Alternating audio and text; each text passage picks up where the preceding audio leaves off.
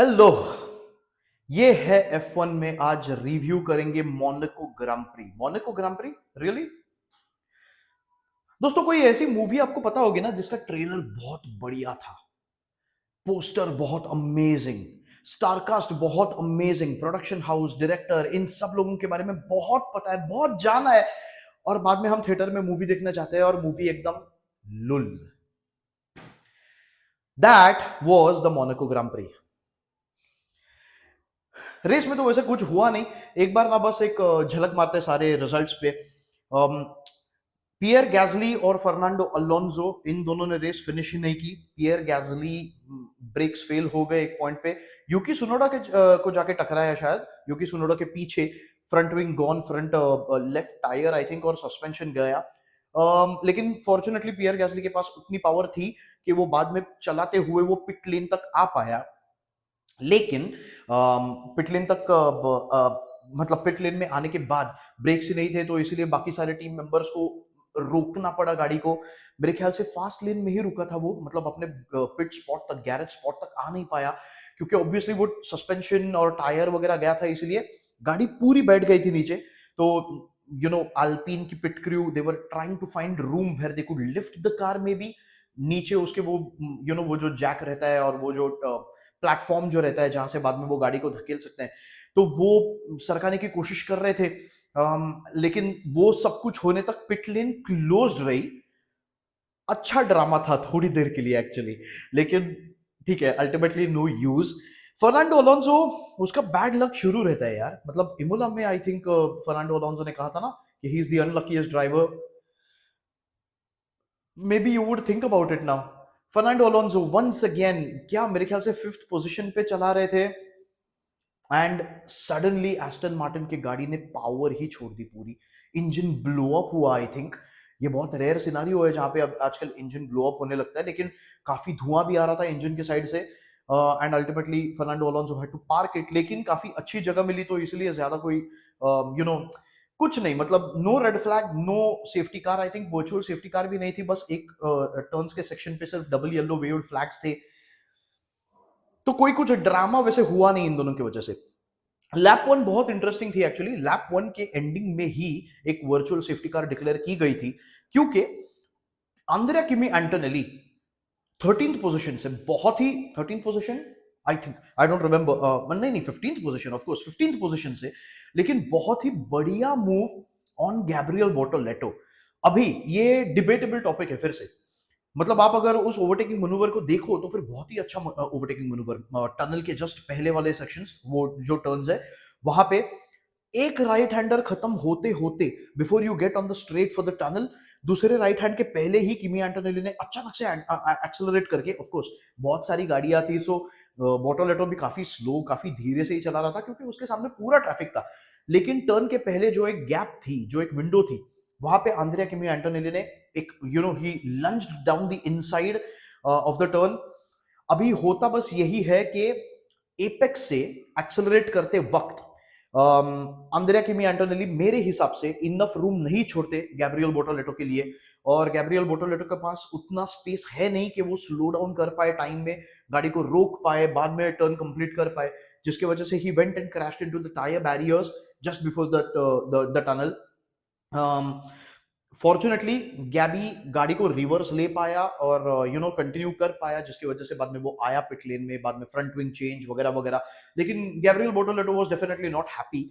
और यहाँ पे मैं मतलब गैबी के साथ एग्री करना चाहता हूं, क्योंकि स्पेशली मोनाको जैसे ट्रैक पे क्या है ना, एफआई के रूल्स बहुत वेग है, बहुत अनसर्टन है, कि आप अलग रेसेस पे, अलग ट्रैक्स पे, अलग टर्न्स के हिसाब से, अलग ड्राइवर्स के हिसाब से आप एक ओवरटेकिंग मनूवर को किस हिसाब से देखते हो।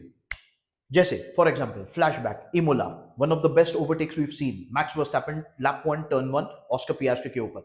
लेकिन अभी अगर सोचो कि अगर मैक्स वर्स्टैपेन अपने गाड़ी को कंट्रोल नहीं कर पाता, और अगर वो वो टर्न 1 के बाद जो टर्न 2 है, अगर टर्न 1 के बाद वो अगर बाहर चला जाता, अगर वो बराबर से गाड़ी अपनी ट्रैक पे नहीं रख पाता, अगर वो बाहर चला जाता, टर्न 2 कट करके वापस ट्रैक को रिजॉइन करता, he would have rejoined in front of Oscar Piastri, और तभी मैक्स वर्स्टैपेन शायद कंटेस्ट करता कि ऑब्वियसली अगर एपेक्स में अगर गाड़ी सामने थी यानी कि ओवरटेकिंग मैन्यूवर वहां पे कंप्लीट हो गया था, तो leaving the track and gaining the advantage, ये रूल वहां पे अप्लाई होता नहीं है शायद। और ये क्यों कर सकता है? क्योंकि ऑस्कर पियास्ट्री ने Oscar Piastri did not exactly defend, did not push Max Verstappen out, which means Oscar Piastri को भी पता था कि एपेक्स के टाइम पे अपनी गाड़ी पीछे थी। अभी अगर ऑस्कर पियास्ट्री ने डिफेंड करते करते अगर मैक्स को बाहर पुश भी किया होता, तो ये एक और अलग डिबेट चलता कि नहीं, लेकिन मतलब it was such a late lunge, this is an unsafe overtaking manoeuvre by Max Verstappen. Max को हम बहुत ज्यादा एग्रेसिव कहते तो है, तो इसलिए अगर ऑस्कर पियास्ट्री ने डिफेंड करते करते अगर मैक्स को बाहर धकेला होता, तो आई थिंक अगेन वो एक बहुत ही अलग टाइप ऑफ डिबेट बन जाता था। लेकिन एफआईए के ये जो ओवरटेकिंग वाले रूल्स है वो मेरे ख्याल से बहुत अनसर्टन है। I think it has to be very clear. अगर दो गाड़ियां साइड बाय साइड है, किसी भी टर्न में हो, किसी भी टर्न में स्ट्रेट हो, एक प्रॉपर टर्न का एपेक्स हो, एंट्री हो, ब्रेक एग्जिट हो, जो कुछ भी हो, ब्रेकिंग जोन हो, जो कुछ भी हो, अगर दो गाड़ियां साइड बाय साइड है, तो फिर it is as simple as that, both the cars have to respect that space. कोई भी एक गाड़ी किसी भी दूसरे गाड़ी को ट्रैक के बाहर धकल नहीं सकती, मतलब वो आउटसाइड ऑफ द टर्न पे भी हो एग्जिट के टाइम पे, या फिर इनसाइड ऑफ द टर्न पे भी हो कि एपेक्स पे ढकेल दिया। ये होना नहीं चाहिए मेरे ख्याल से। That is where you will encourage good racing.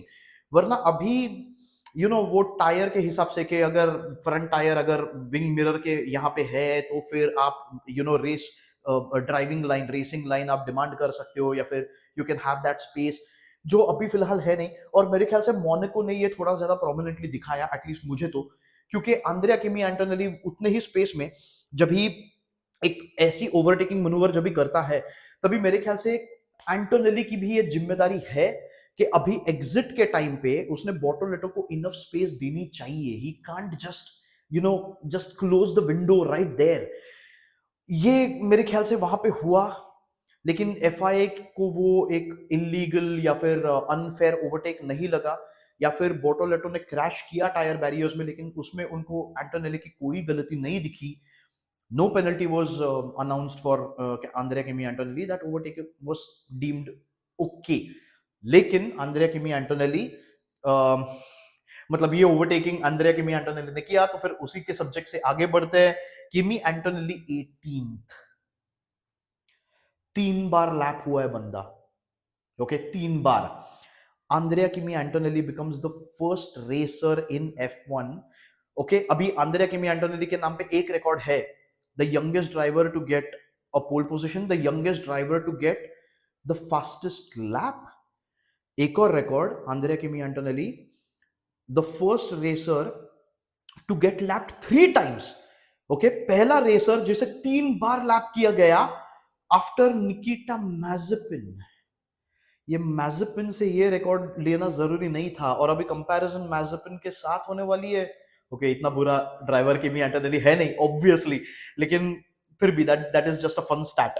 Andrea Kimi Antonelli 18th, क्यों क्या बात करेंगे। 17th पोजीशन यूकी Tsunoda, 16th Nico Hulkenberg, 15th Lance Stroll, 14th Gabriel Bortoleto, 13th Franco Colapinto, 12th Oliver Bearman, 11th George Russell, 10th Carlos Sainz, 9th Alex Albon. अभी यहां पे रुकते हैं क्योंकि ये position 9th Alex Albon, 9th से लेके 17th position तक सारे ड्राइवर्स 2 बार लैप हुए, सारे ड्राइवर्स को 2 बार लैप किया गया है। 8th position Liam Lawson, 7th position Esteban Ocon, 6th position Isack हैजा। ये 3 ड्राइवर्स को एक एक बार लैप किया गया है। तो जो ड्राइवर्स लैप नहीं हुए वो सिर्फ 5 है। In the 5th position Lewis Hamilton, 4th position Max Verstappen, 3rd position Oscar Piastri, 2nd Charles Leclerc the home hero, and 1st position Lando Norris.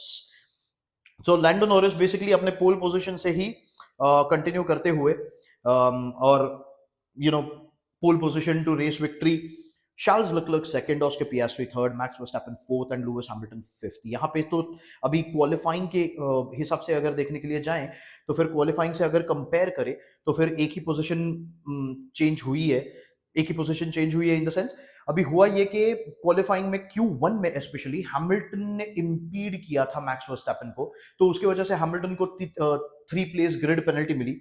Hamilton fourth से लेके 7th पोजीशन तक गए, max Verstappen, इज़ैक हैजार और Alonso के पीछे। Alonso of course you race finish ही नहीं कर पाए और इज़ैक हैजार ने एकदम शुरुआत में ही दोनों पिट स्टॉप्स ले लिए थे। तो अभी ये मोनाको ग्रां प्री का रूल था बराबर, द मैंडेटरी 2 पिट स्टॉप, जो बाकी के सारे रेसेस में एक पिट स्टॉप कंपलसरी होता है। क्यों? क्योंकि टायर कंपाउंड चेंज करना जरूरी है, दैट्स इट। तो मोनाको में एफआई को लगा था कि रेस इंटरेस्टिंग हो सकती है अगर हम 2 पिट स्टॉप्स कंपलसरी करें, and it turned out to be a gimmick. मतलब आपको जेन्युइनली बताऊं तो रावण मूवी में रजनीकांत का जो अपीयरेंस था ना, वैसा कुछ फॉर्मेट था, लेकिन फिर भी रजनीकांत का appearance, Rajinikanth, I mean he is the Rajinikanth, उसमें भी एक एक्चुअली एक है, एक ग्लैमरस फैक्टर है। ये 2 पिट स्टॉप मैंडेटरी, मतलब this is more like Uday Chopra cameo इन कल हो ना हो। लेकिन कल हो ना हो एटलीस्ट एक अच्छी मूवी तो है, मुझे पसंद आती है, मतलब जो भी है, ओके फाइन, ठीक है, let's not get into that. The point is ये 2 pit stop mandatory rule, it was just idiotic, just stupid. ये हुआ, ओके। रेस शुरू हुई, Gabriel Bortoleto, virtual safety car वगैरह वगैरह। वर्चुअल सेफ्टी कार के टाइम पे ही 4 ड्राइवर्स ने पिट स्टॉप ले दिए। ऑब्वियसली बोटोलेटो को तो आना ही था, यूकी सुनोडा भी आ गया, और 2 ड्राइवर्स भी आए। Honestly speaking it doesn't matter. Liam Lawson बहुत स्लो चलाने लगा, बहुत बहुत बहुत बहुत स्लो, बहुत स्लो। इतना स्लो कि एक पॉइंट पे, मतलब हार्डली लाइक 6-7 लैप्स में ही एक 20-22 सेकंड की गैप डेवलप हो गई थी, या उससे भी ज्यादा गैप डेवलप हो गई थी उसके आगे, और इज़ैक हजार उससे आगे था।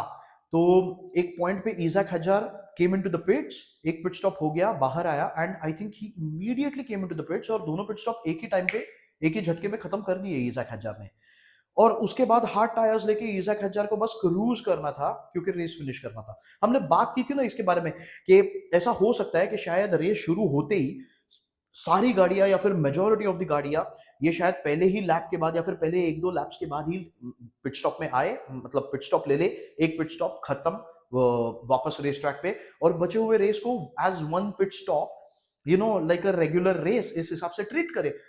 तो लियम लॉसन ने पहले बहुत डिफेंसिव प्ले किया, जिसकी वजह से इज़ैक हजार को ऑफ कोर्स 2 पिट स्टॉप्स लेने का चांस मिला। हाँ ठीक है, he lost a position to Lewis Hamilton, लेकिन फिर भी for Isack Hadjar to finish 6th, I mean you have to consider that it is a fantastic position to finish in. और बाद में, मतलब एक एक पॉइंट के बाद जब लियम लॉसन भी, जब वो आगे के 2 पिट स्टॉप्स खत्म होने के बाद जब वो भी पुश करने लगा, फॉर्चुनेटली उसके लिए एक और चीज हुई पीछे।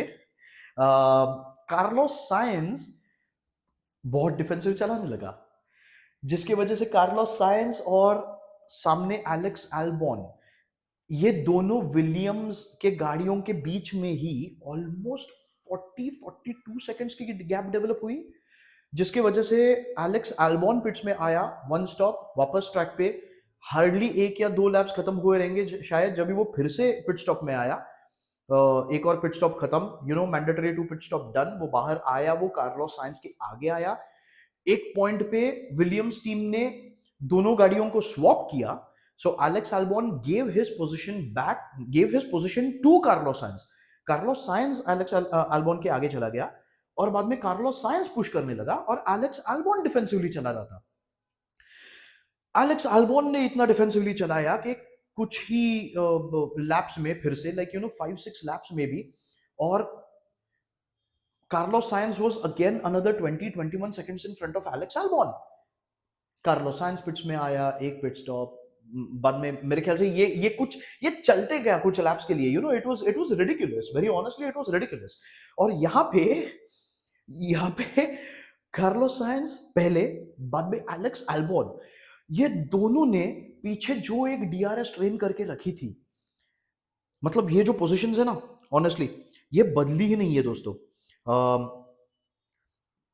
Alex Albon ninth, Carlos Sainz tenth. So जब भी कार्लोस साइंस टेंथ था, उसके पीछे मतलब साइंस, रसल, रसल के पीछे था किमी एंटोनेली, और उसके पीछे बेयरमैन, कोलापिंटो, बोटोलेटो, स्ट्रोल, हुल्केनबर्ग, सुनोडा। ऑफ कोर्स सुनोडा ने भी एकदम लास्ट में एक्चुअली कुछ तो पिट स्टॉप किया, सुनोडा भी थोड़ा ऊपर था, लेकिन फिर भी ये जो है, यहाँ पे कुछ बदला नहीं। ये एक डीआरएस ट्रेन, ये लेजिट एक 7-8 गाड़ियों की ट्रेन बस मोनाको के रास्तों पे इधर उधर भटक रही थी, बस।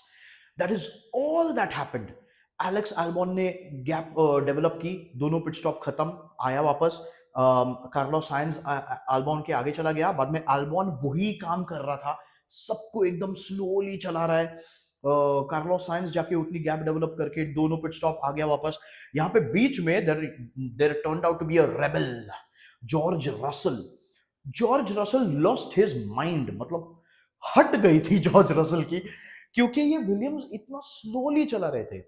साइंस भी, आल्बॉन भी, उसके 2-3 बार रेडियो मैसेजेस आए कि ये बहुत डेंजरस है, ब्रेक टेस्टिंग हो रहा है या फिर कहीं पे भी ब्रेक कर रहे हैं।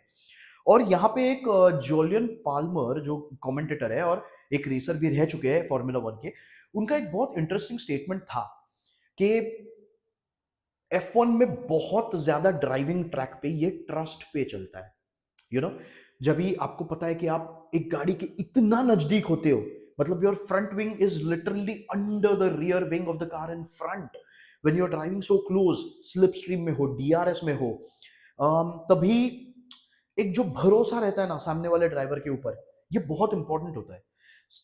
कि अभी पता है कि ये सामने वाला ड्राइवर ऑड ब्रेकिंग करने नहीं वाला।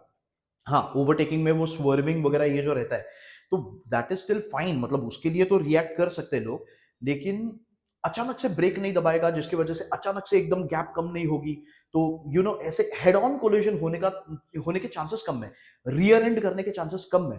तो ये भरोसे पे चलता है F1 काफी हद तक। और George Russell felt that Albon's driving was a little to risky for all of that. तो टनल से बाहर निकलते वक्त नूविल शिकेन पे एक पॉइंट पे जॉर्ज रसल, मतलब बंदा एक्टिंग कर पाएगा, ठीक है ना। अगर अगर कभी सोचा उसने कि चलो F1 के बीच में जो गैप होती है, समर ब्रेक हो, विंटर ब्रेक हो, तो जॉर्ज रसल एक्टिंग बहुत अच्छी कर लेगा। जॉर्ज रसल ने ऐसे दिखाया एज इफ वापस अचानक से बहुत ही गंदा वाला ब्रेकिंग हुआ है और वो समय पे रोक नहीं पाया टनल के बाद, जिसके वजह से ही cut the नूविल corner, the Nouvelle शिकेन, और सीधा चलाते गया। और उसका रेडियो मैसेज था मर्सिडीज के टीम को कि ये सब अल्बॉन बहुत पर्पसली कर रहा है ऑब्वियसली, लेकिन बहुत रिस्की है और मैं वहां पे वो रिस्क ले लूंगा, जो भी पेनल्टी आएगी मैं ले लूंगा penalty, but now I am unleashed. और बाद में जॉर्ज रसल थोड़ा स्पीड में चलाने लगा। इसका रिजल्ट ये था कि जॉर्ज रसल को एक ड्राइव थ्रू पेनल्टी मिली। ड्राइव थ्रू पेनल्टी इज, मतलब सिर्फ 5 या 10 सेकंड पेनल्टी नहीं, देखिए पिट स्टॉप के लिए ना 18 सेकंड लगते हैं बराबर। तो जॉर्ज रसल को एक ड्राइव थ्रू पेनल्टी मिली for intentionally cutting the Nouvelle chicane. लेकिन आल्बॉन इतना स्लोली चला रहा था, मतलब अगर उसने वो अगर कार्लोस साइंस को अगर 20 सेकंड का का विंडो देने की कोशिश कर रहा है या फिर 40 सेकंड का विंडो देने की कोशिश कर रहा है कि दोनों पिट स्टॉप हो जाए कार्लोस साइंस के and Williams will not lose a position, so imagine Albon कितना स्लोली चला रहा था। वो ड्राइव थ्रू पेनल्टी के वजह से कोई फर्क नहीं पड़ा, George Russell drive through penalty लेने के बाद भी आल्बॉन के आगे आया। उसके बाद फिर से वो आई थिंक इसी तरीके से चला रहा था कि उसने एक पिट स्टॉप लिया और वो फिर भी अल्बॉन के आगे आया। उसके बाद वापस मेरे ख्याल से दोनों पिट स्टॉप्स आई थिंक उसने लगातार लिए। बाद में उसके लिए एक और ड्राइव थ्रू पेनल्टी इशू हो गई थी फॉर कुछ कुछ तो रीजन था, I don't know, I think cutting the chicane के लिए उसने उसको ड्राइव थ्रू मिली और बाद में इंटेंशनली फॉर डूइंग दैट उसको एक और ड्राइव थ्रू पेनल्टी मिली, या ऐसा कुछ तो हुआ, I do not exactly remember now, but it was a fiasco. But think about it, ये दो दो पिट स्टॉप्स यानी कि 20-20 सेकंड्स, दो ड्राइव थ्रू पेनल्टीज यानी कि 20-20 सेकंड्स, सो 20-20 मतलब 1 मिनट 20 सेकंड्स के बाद भी George Russell still finished 11th Carlos Sainz के पीछे। तो क्या ही रूल था ये मैंडेटरी 2 पिट स्टॉप का, क्या ही रूल था ये, यू नो, या फिर क्या ही ये पेनल्टीज थी ड्राइव थ्रू की, या क्या ही एफआई करने की कोशिश कर रही थी जो कुछ काम नहीं किया।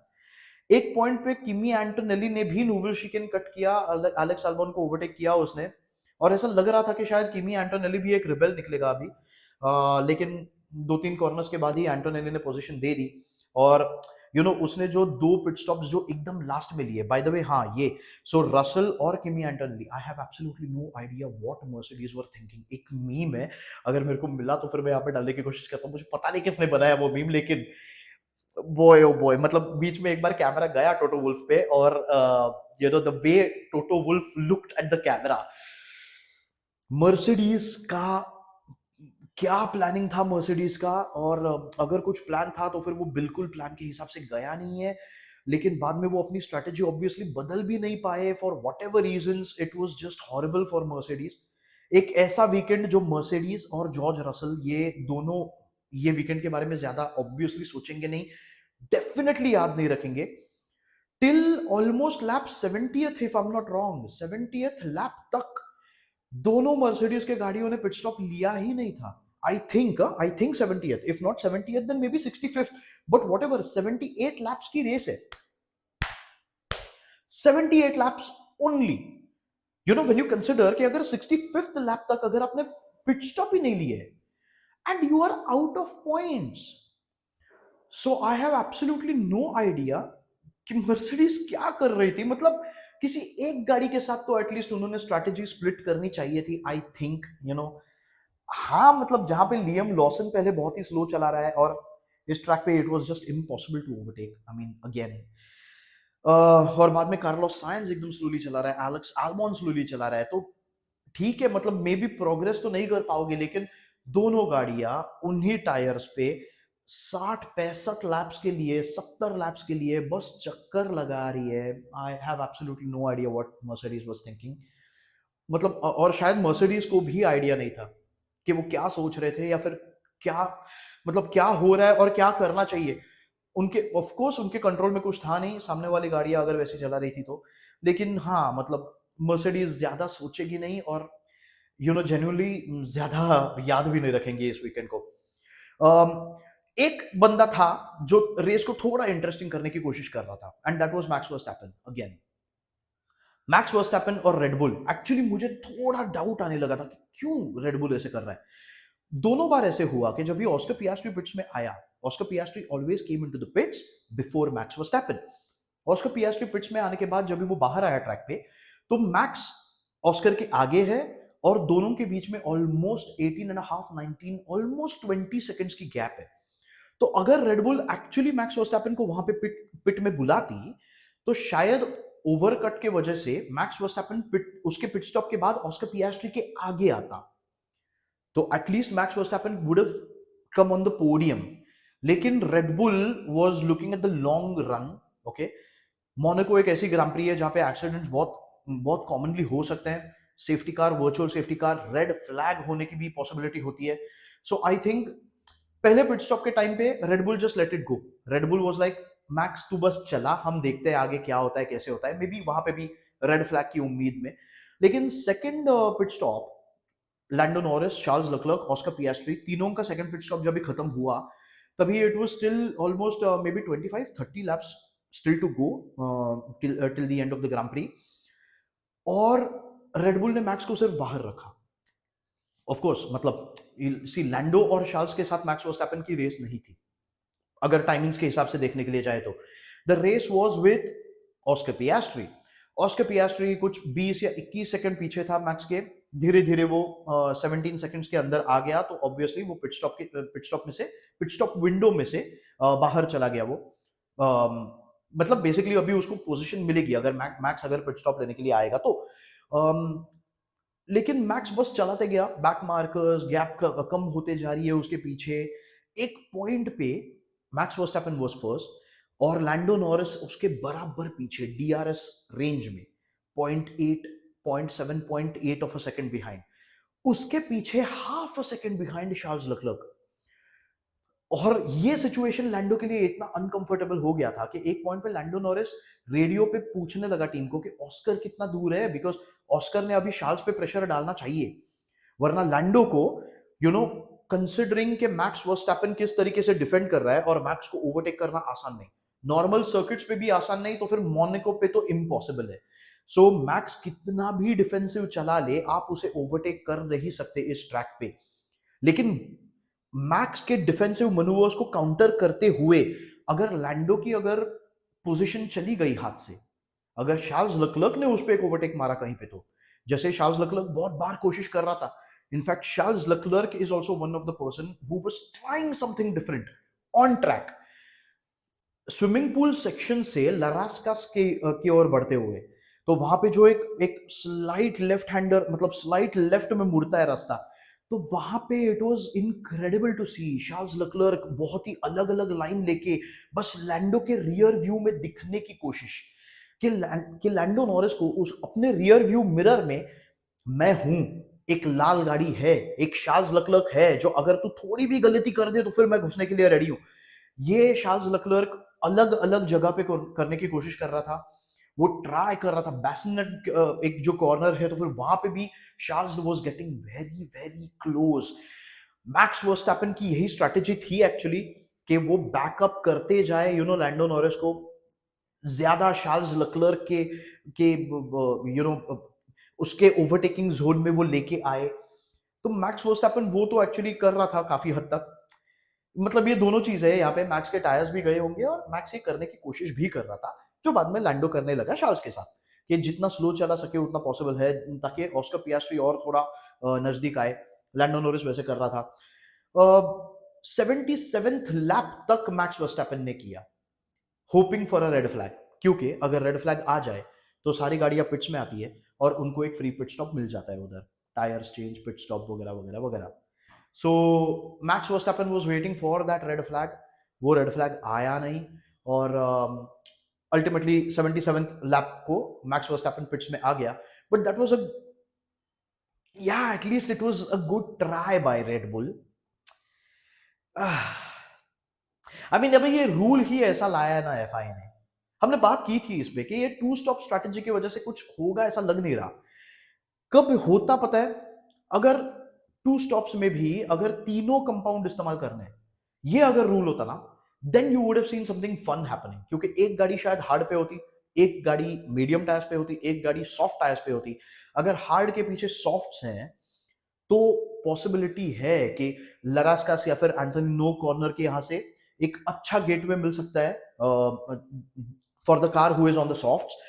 पहला कॉर्नर आने के पहले कुछ एक dive bomb may be down the inside या फिर आउटसाइड को थोड़ा चिपक के कुछ तो हो सकता था, शायद टनल में थोड़ा नजदीक आने की कोशिश, ताकि नूविल शिकेन पे एक ओवरटेकिंग मनूवर की कोशिश, हेयर पिन में अचानक भयानक में एक कोशिश, जैसे you could have been able to try something different, drivers के हाथ में भी कुछ शायद होता अगर उनके पास एक टायर एडवांटेज होता तो, लेकिन वैसा कुछ नहीं था।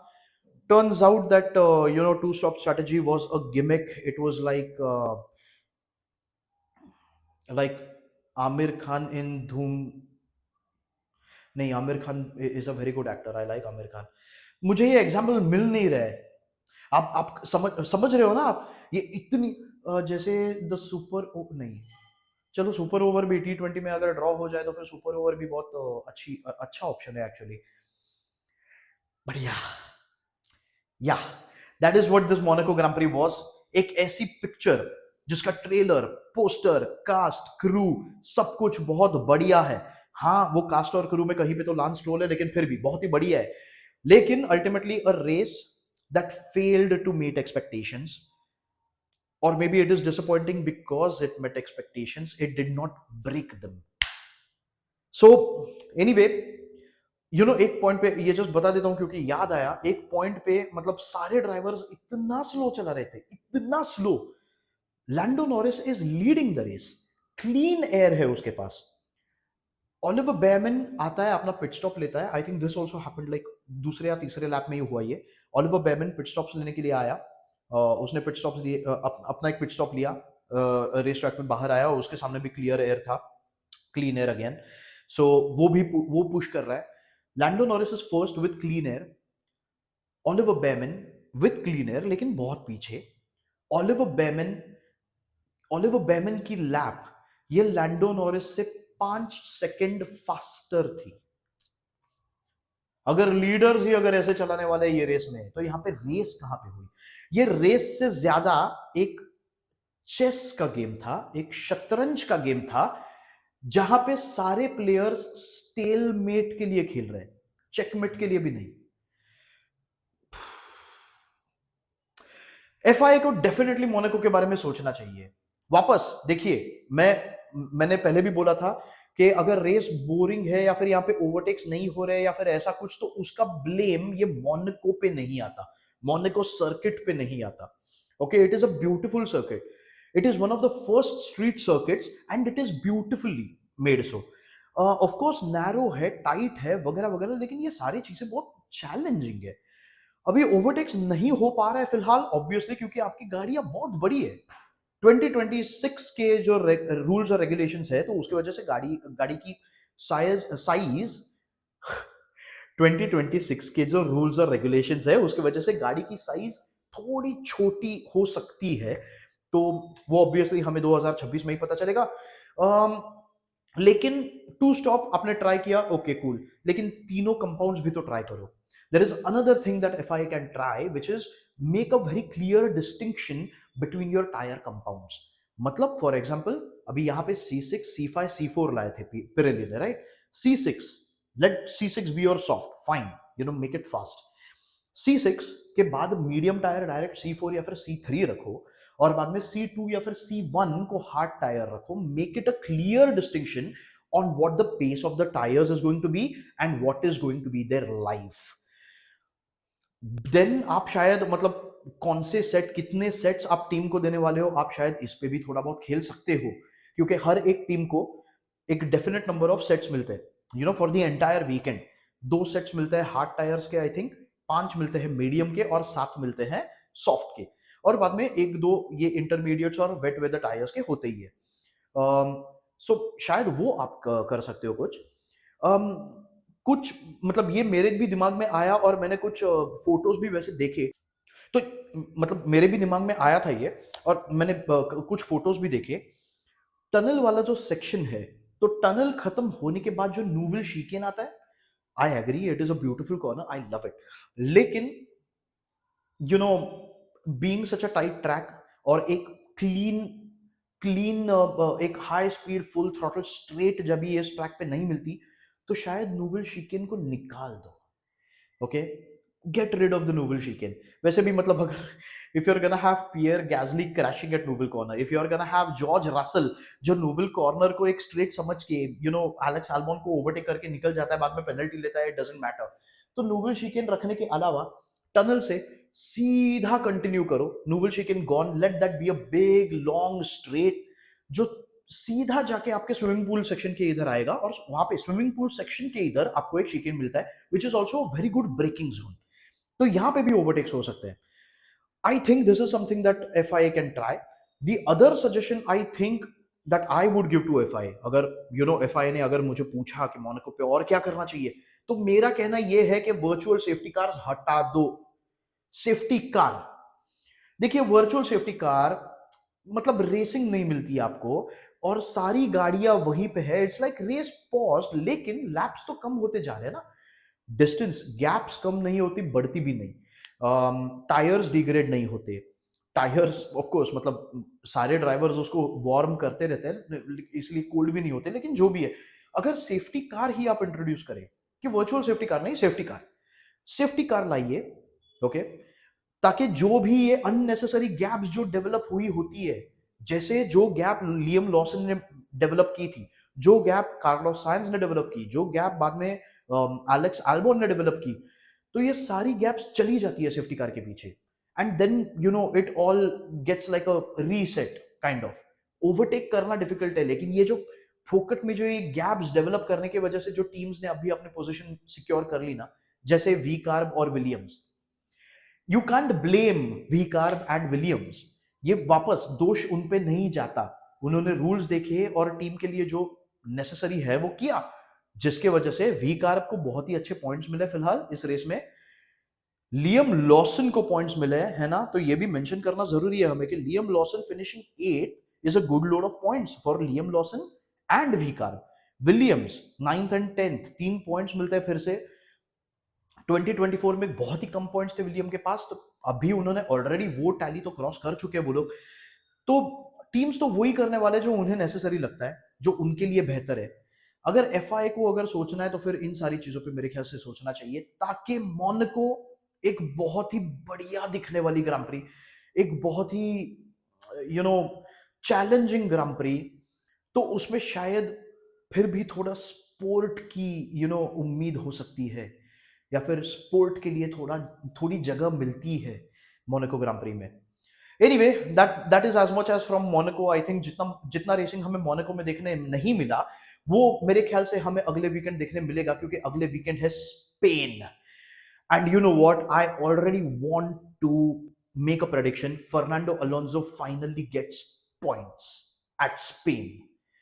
बात करेंगे, स्पेन बहुत ही इंपॉर्टेंट सर्किट है, बहुत ही फैंटास्टिक सर्किट है। अगेन यहाँ पे टेस्टिंग हुआ करता था F1 का, तो टेक्निकली बहुत ही अच्छा सर्किट है ये। बात करेंगे definitely. Till then let's just, मतलब जैसे जैसे मर्सिडीज भूलने वाली है, वैसे हम भी भूल जाते हैं कि मोनाको ग्रां प्री हो गई। ओ सॉरी, वीडियो यहाँ पे खत्म नहीं होती, एक और चीज बतानी है, जस्ट बता देता हूं। मतलब एक Lando Norris first at Monaco. McLaren पहली बार मोनाको ग्रां प्री जीती है सिंस 2008। वाओ, मतलब ऑलमोस्ट 17 सालों के बाद, है ना। तो 17 सालों के बाद ये मैक्लारेन के लिए पहली मोनाको ग्रां प्री विक्ट्री है। और again may be an interesting stat, 2008 में लुइस हैमिल्टन जीता था मोनाको ग्रां प्री। 2008 में अपना वर्ल्ड ड्राइवर्स चैंपियन था Lewis Hamilton for the McLaren. 2025 McLaren के लिए लैंडो नॉरिस जीतता है मोनाको ग्रां प्री। क्या लैंडो नॉरिस जीतेगा 2025 की world drivers championship? Lot more to see in this season, so let's stay tuned. अभी यहां पे हम वीडियो को खत्म करते हैं, भूल जाते हैं मोनाको ग्रां प्री हुई है, just like Mercedes, okay. And let's get ready for Spain, ये है F1।